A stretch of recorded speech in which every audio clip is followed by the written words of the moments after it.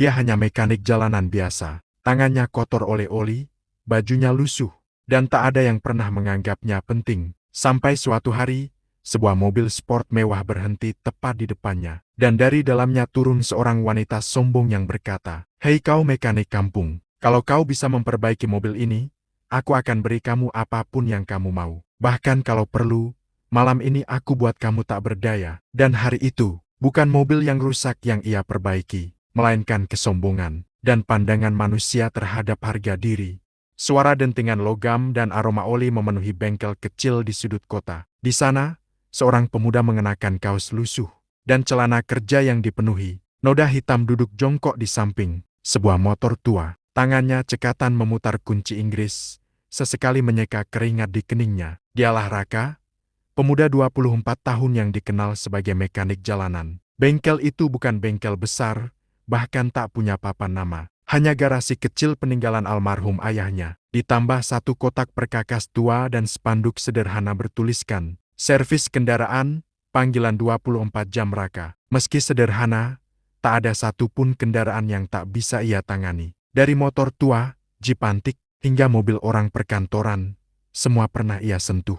Bukan sekadar bakat melainkan dedikasi, pengalaman, dan semangat bertahan hidup. Tetangga sering berkata, Raka itu tangannya dingin. Barang mati pun bisa hidup kalau sudah dia pegang. Namun bagi Raka, hidup bukan hanya soal memperbaiki mesin melainkan juga menjaga warisan dan harga diri. Sore itu, langit agak mendung. Raka baru saja selesai memperbaiki motor tetangganya ketika ponselnya berbunyi. Nomor tak dikenal. "Halo?"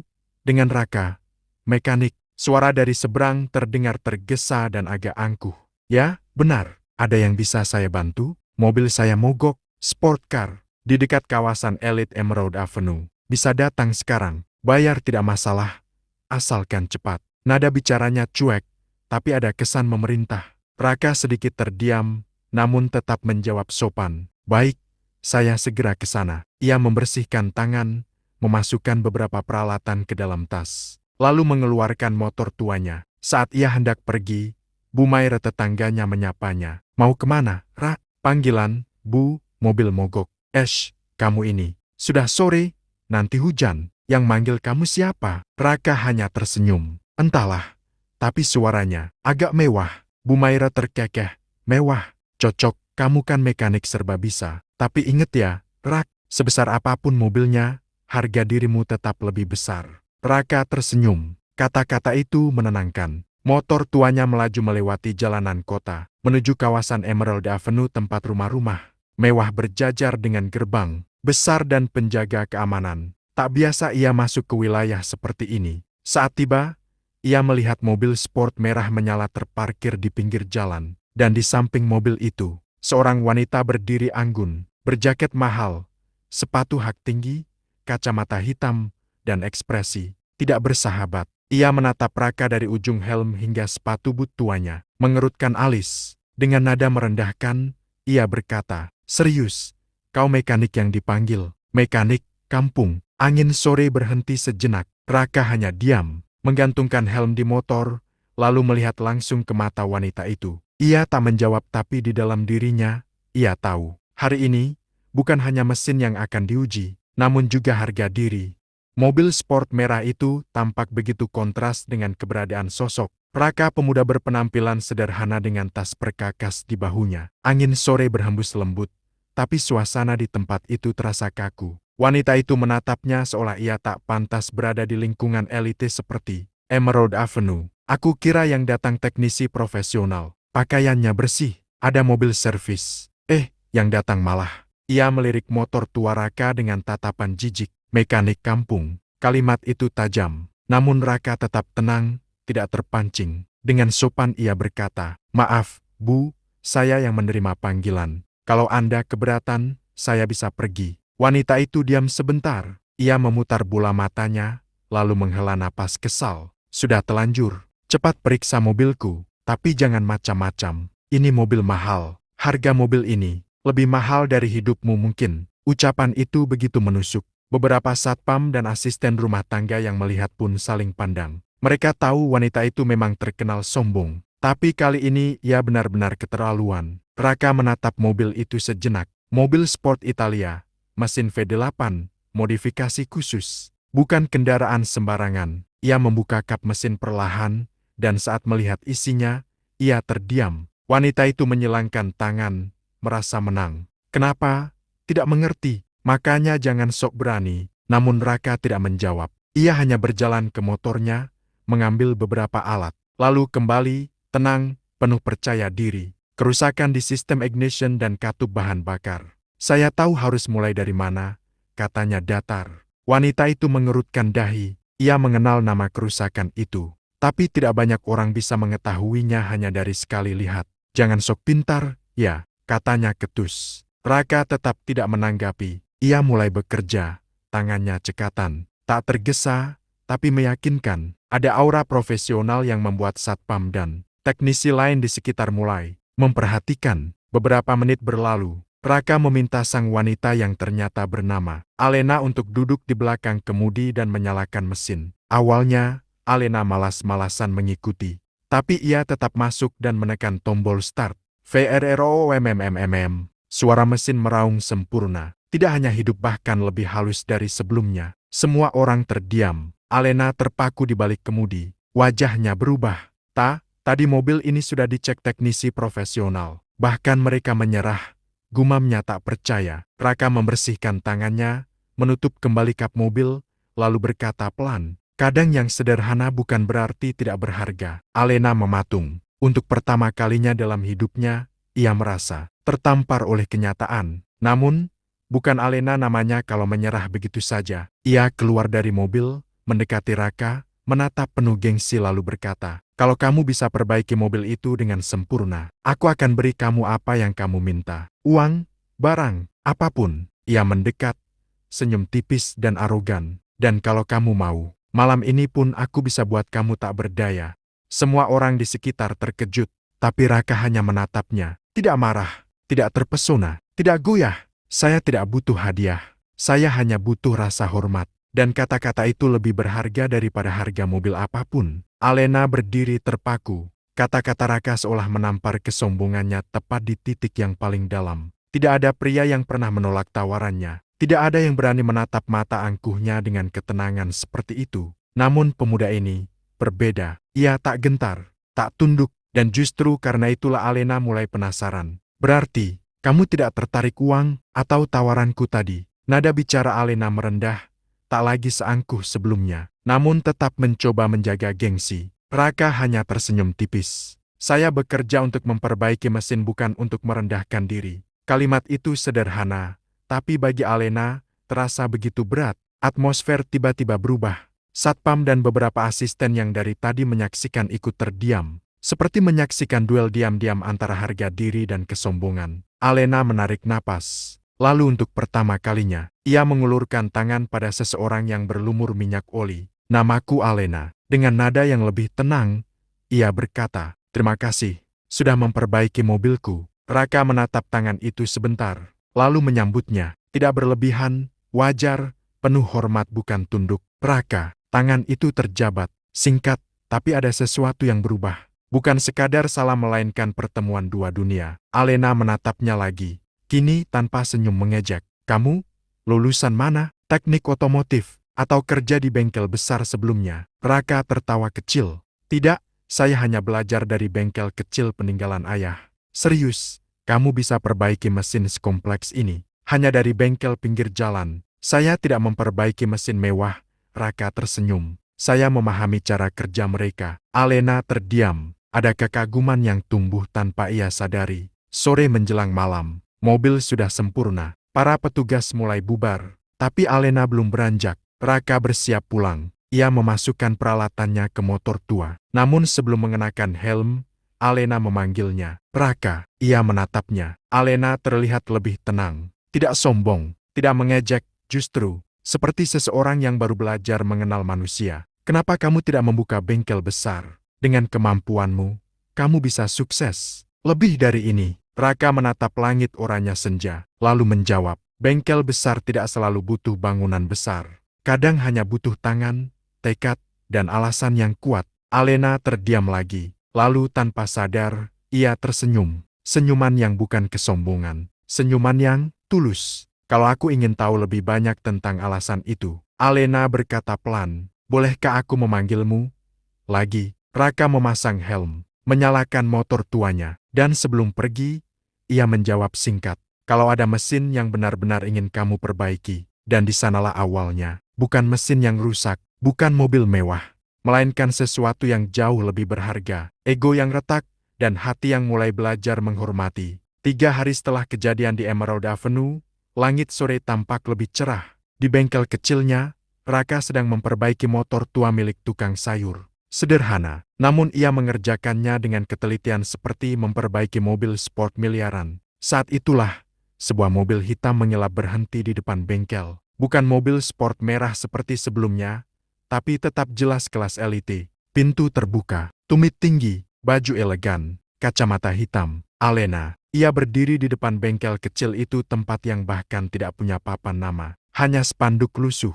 Seseorang lain mungkin akan tertawa melihat ironi ini. Tapi Alena tidak. Ia melihat bengkel itu lama. Diam, pikirannya memutar ulang kejadian kemarin. Kata-kata Raka, sikapnya, keteguhan hatinya. Lalu ia melangkah masuk. Halo, mekanik kampung. Raka, yang sedang jongkok memperbaiki motor, menghentikan tangannya. Ia mendengar kata itu. Tapi kali ini tidak terasa seperti hinaan. Karena nada dalam suara Alena berbeda. Raka berdiri, tersenyum tipis. Anda datang bukan untuk memperbaiki mobil, kan? Alena tersenyum balik, meski masih gengsi. Ada hal yang lebih sulit diperbaiki daripada mesin. Raka diam, menatapnya, dan ia mengerti tanpa perlu bertanya. Alena berjalan berkeliling bengkel, melihat perkakas tua, motor-motor pelanggan, sampai kalender yang ditempel seadanya. Semua sederhana tapi rapi, penuh kesungguhan. Kamu masih muda, pintar, punya masa depan. Tapi, kenapa tetap di sini? Raka tidak menjawab cepat. Ia menarik napas, lalu berkata, karena tempat ini bukan bengkel, ini adalah alasan. Alena terdiam. Alasan? Raka melanjutkan, menatap perkakas peninggalan ayahnya. Ayahku bukan orang kaya, tapi dia selalu bilang, harga diri bukan diukur dari rumah, pakaian, atau kendaraanmu, tapi dari caramu memperlakukan orang lain. Suara Alena melemah. Hatinya ikut merasakan sesuatu. Dan untuk pertama kalinya dalam hidupnya Alena merasa malu. Bukan karena direndahkan orang lain, tetapi karena ia menyadari, ia telah merendahkan dirinya sendiri. Mungkin, Alena berkata pelan, aku yang justru butuh diperbaiki. Ucapan itu membuat suasana pelan membeku. Tidak ada suara, hanya kesunyian yang jujur. Raka tidak menanggapi dengan kata-kata, ia hanya menatapnya, dan tatapan itu lebih kuat dari nasihat manapun. Namun Alena selalu punya cara untuk menyembunyikan kelemahan. Ia mendekat, menyilangkan tangan, mencoba tersenyum sombong, meski matanya tak bisa berbohong. Baiklah, Raka, kalau kau tidak tertarik uang, dan tidak tertarik tawaran malam itu, ia mendekat lebih berani dari sebelumnya. Maka, aku tantang kamu. Raka mengangkat alis. Tantangan, Alena menatap tepat ke matanya. Buktikan kalau harga diri dan hati yang tulus bisa mengalahkan kemewahan. Suara itu pelan, namun seperti gema menyentuh lebih dalam. Raka tak langsung menjawab. Ia hanya berkata, akan kulakukan, tapi bukan untuk mengalahkanmu, melainkan untuk membuatmu memahami. Alena menatapnya. Kali ini tak ada gengsi, hanya rasa penasaran, dan sesuatu yang belum ia kenali. Pertemuan itu bukan awal dari permainan, bukan pula sekadar tantangan, melainkan awal dari perubahan, bukan pada mesin, melainkan pada hati. 2 minggu berlalu sejak Alena datang ke bengkel. Raka membawa tantangan yang tak biasa, bukan soal mesin, bukan soal uang, tapi soal nilai diri. Sejak hari itu, ia sering menghubungi Raka, awalnya hanya menanyakan soal mobil. Namun lambat laun, pertanyaan itu berkembang menjadi hal-hal yang tak ada hubungannya dengan kendaraan. Kadang ia bertanya, kenapa kamu selalu tersenyum saat bekerja? Kenapa kamu tak pernah membalas hinaan orang? Kenapa hidup sederhana tidak membuatmu rendah? Dan setiap kali Raka menjawab, ia merasa kehidupannya yang selama ini penuh kemewahan ternyata kosong. Hari itu, Alena kembali datang ke bengkel. Kali ini tidak dengan mobil sport mahal, tidak dengan sepatu hak tinggi, tidak dengan kacamata hitam. Ia datang sebagai dirinya sendiri, tanpa topeng. Raka, ia berdiri di depan bengkel, agak ragu. Aku ingin melihatmu bekerja, boleh? Raka mengangguk. Boleh, Tapi jangan kaget, bengkel ini tidak punya coffee latte atau sofa kulit mewah.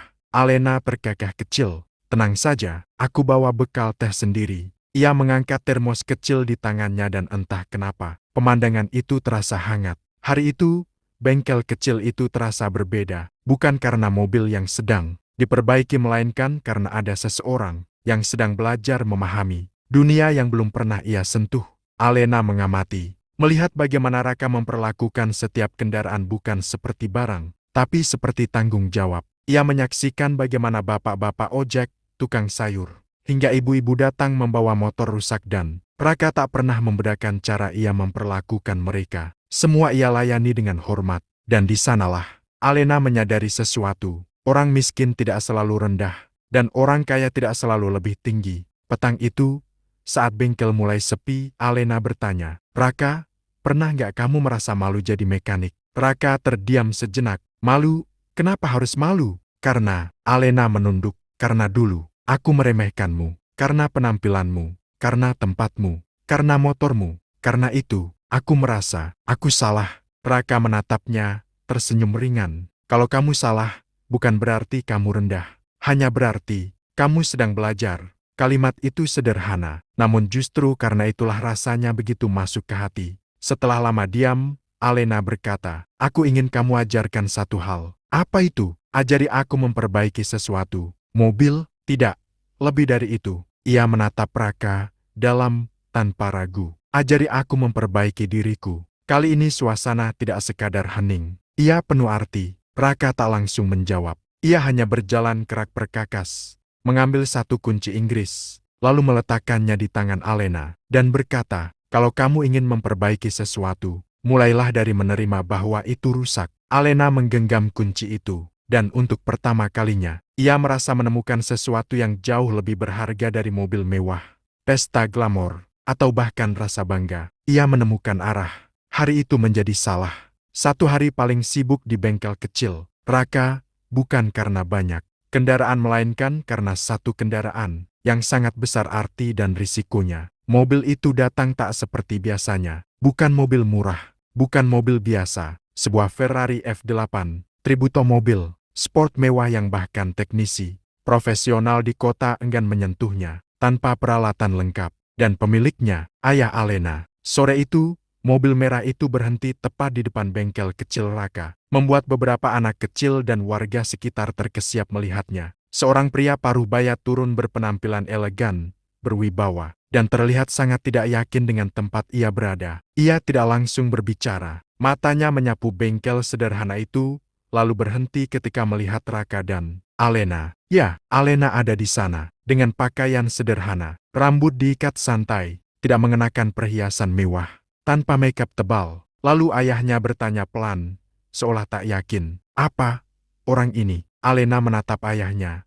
"Lalu Raka, keputusannya sudah dibuat sejak kemarin." Ia berdiri sedikit maju dan berkata, "Ayah, inilah mekanik yang memperbaiki mobilku hari itu." Ayahnya hanya menatap diam, tidak percaya. Namun bukan keraguan yang ia tunjukkan melainkan rasa ingin tahu. Alena perlahan berkata, "Mobil ini mogok kemarin. Semua teknisi di pusat servis menyerah. Aku meminta Raka untuk melihatnya." Raka tidak menunjukkan ekspresi berlebihan. Ia hanya mendekat, lalu dengan sopan berkata, "Boleh saya lihat mobilnya, Pak?" Ayah Alena mengangguk pelan, namun jelas bahwa ia meragukan. Raka membuka kap mesin Ferrari itu. Matanya meneliti setiap bagian, tanpa tergesa, dan tanpa sadar. Ayah Alena mulai memperhatikannya. Tidak ada rasa ragu di mata pemuda itu. Tidak ada ketakutan menyentuh mesin miliaran itu. Yang tampak hanyalah keyakinan dan ketenangan. Dalam waktu singkat, Raka berkata pelan, "Masalahnya bukan di mesin, masalahnya di hati mobil ini." Ayah Alena mengerutkan dahi. Alena menatapnya,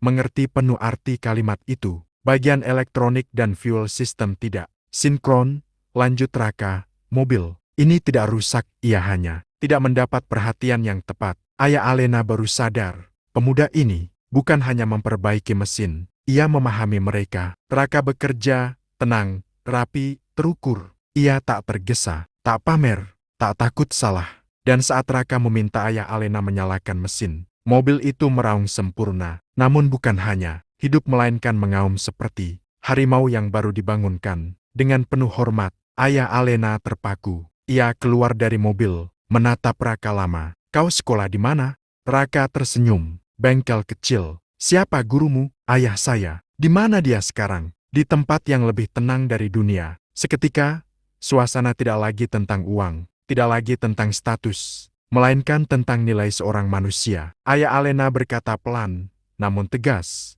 Kau bukan mekanik biasa, nak. Kau, seorang ahli. Raka hanya tersenyum. Namun seseorang di belakangnya menatapnya lebih daripada sekadar kagum. Alena, bukan lagi karena mobilnya diperbaiki, bukan karena kecerdasannya, bukan karena ketampanannya, namun karena ada pria yang membuatnya merasa ingin menjadi lebih baik, bukan lebih tinggi. Dan hari itu, mobil mewah memang kembali mengaum. Namun ada hal lain yang hidup juga, hati. Sejak hari Ferrari itu sembuh di tangan Raka, sesuatu yang dahulu tak tampak kini perlahan menjadi nyata. Bukan hanya mesin yang kembali hidup, bukan hanya kagum yang sekadar bertahan sehari. Namun, keangkuhan mulai runtuh, dan kekaguman mulai tumbuh.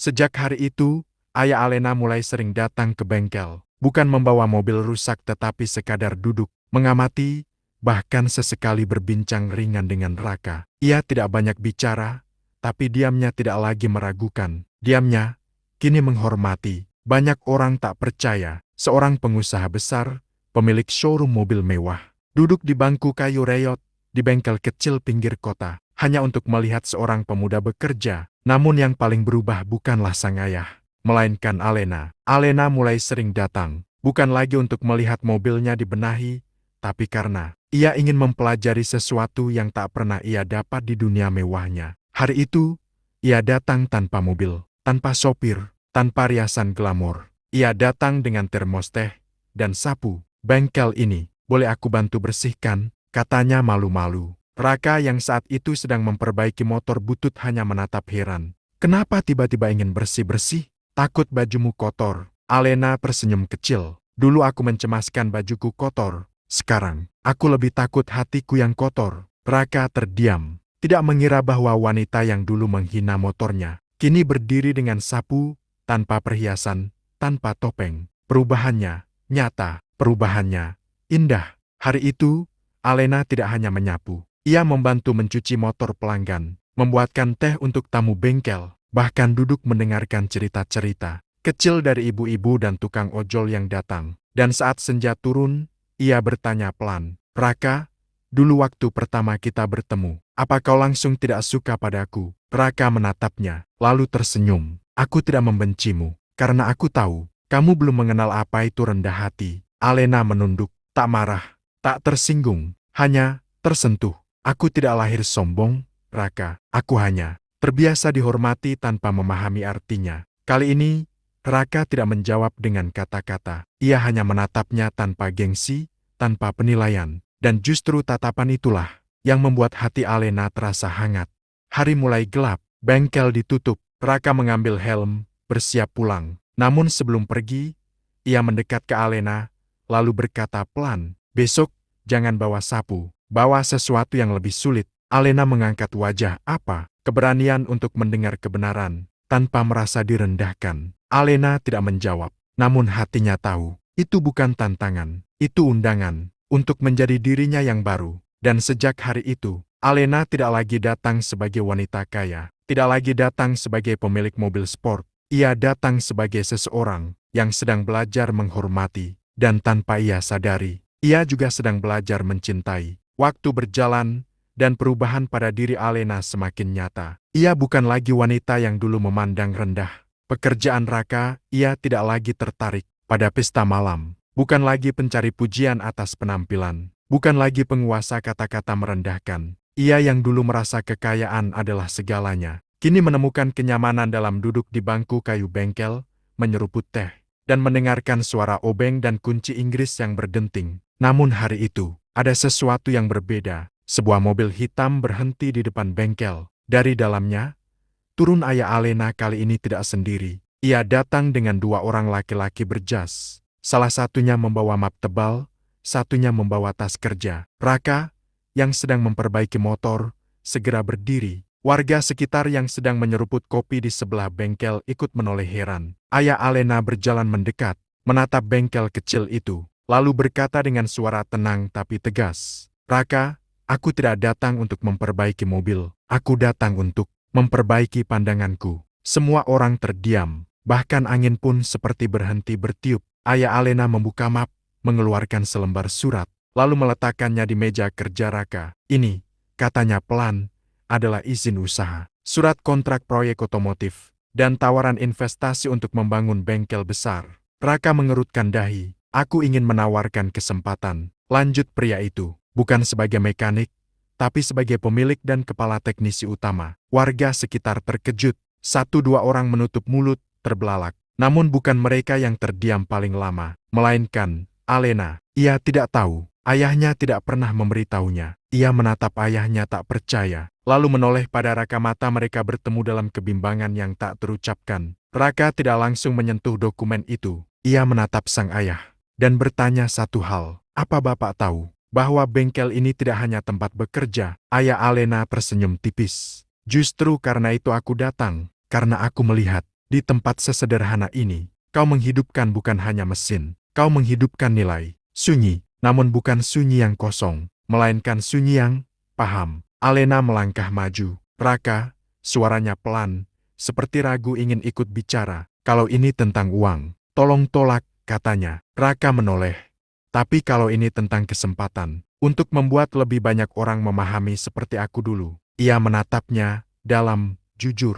"Maka, terimalah." Raka dan Alena saling menatap, dan tak ada yang lebih jujur dari tatapan dua hati yang sedang saling belajar. Akhirnya, Raka menyentuh map itu, namun ia tidak mengambil semuanya. Ia hanya mengambil satu kertas yang paling kecil, bukan kontrak, bukan izin usaha, namun kertas kosong. Ia berkata, "Kontrak bisa ditandatangani kapan saja, bangunan bisa dibangun di mana saja, tapi kepercayaan hanya bisa dibangun dengan hati yang jujur." Ayah Alena mengangguk perlahan. Untuk pertama kalinya, ia merasa bukan hanya bangga, tetapi juga tunduk pada kebijaksanaan seorang mekanik muda. Sebelum pulang, ayah Alena menatap Raka dan berkata, "Ada satu hal lagi yang ingin kutanyakan." Semua menoleh. Warga sekitar menahan napas. Alena menatap dengan jantung berdebar, dan pria itu bertanya pelan, "Jika suatu hari, bukan hanya bisnisku yang ingin kupercayakan padamu, tapi keluargaku, apakah kamu siap?" Alena tertegun, jantungnya berhenti. Raka hanya diam, namun tatapannya pada sang ayah lebih dari sekadar jawaban. Hari itu, tidak ada yang benar-benar selesai, namun sesuatu telah dimulai. Bukan kontrak, bukan bisnis, melainkan masa depan. Matahari sore menembus jendela bengkel sederhana itu, menciptakan bayangan hangat di lantai semen, yang dulu hanya menjadi saksi perjuangan seorang mekanik muda. Kini, tempat itu bukan hanya bengkel melainkan titik awal perjalanan yang jauh lebih besar. Sebuah papan baru terpasang di depan bangunan. Raka Autotech Gras, Precision, Value, Humanity. Bukan sekadar bengkel, bukan sekadar bisnis, tapi sebuah tempat yang lahir dari hati dan pengalaman. 3 bulan telah berlalu sejak pertemuan tak terduga itu. Surat kontrak sudah ditandatangani. Bangunan baru sedang dibangun di lahan yang lebih besar.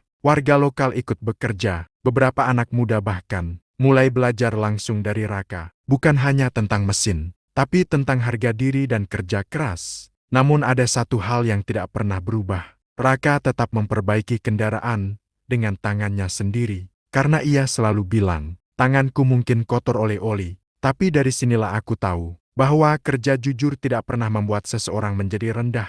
Dan setiap kali ia berkata begitu, Alena selalu diam. Tapi senyumnya mengatakan lebih dari 1000 kata. Hari itu, ada sebuah peresmian sederhana. Bukan pesta mewah, bukan acara formal melainkan perkumpulan warga, karyawan bengkel, dan beberapa tamu penting. Ayah Alena hadir, membawa sesuatu. Sebuah mobil sport hitam. Ya, mobil yang dulu pertama kali membuat mereka bertemu. Mobil yang dulunya menjadi simbol kesombongan, kini menjadi simbol perubahan dan pertemuan hati. "Raka," kata ayah Alena, "kali ini aku tidak memintamu memperbaikinya." Ia tersenyum. "Kali ini, aku memintamu mengendarainya." Semua menoleh. Raka terlihat terkejut, tapi belum sempat menjawab. Alena melangkah maju dan memberikan sebuah kunci kecil ke tangan Raka. Namun itu bukan kunci mobil, melainkan kunci rumah. Raka terdiam. Warga sekitar bersorak kecil. Ayah Alena hanya tersenyum dan menepuk bahu Raka. Aku tidak meminta jawaban sekarang, karena hal-hal besar